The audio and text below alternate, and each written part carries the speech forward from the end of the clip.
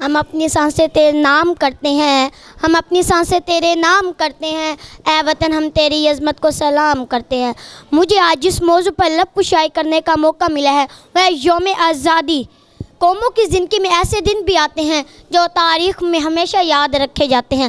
پاکستان ہمارا پیارا ملک ہے جو 14 اگست 1947 کو وجود میں آیا۔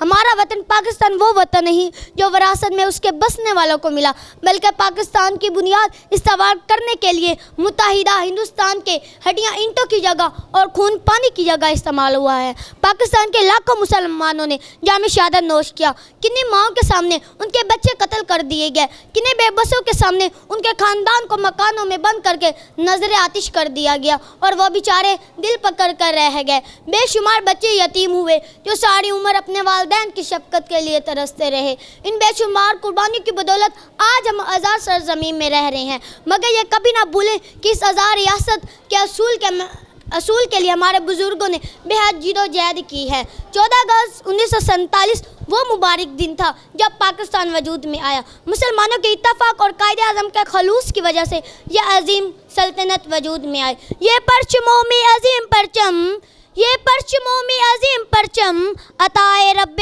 کریم پرچم، ہمارا پرچم یہ پیارا پرچم۔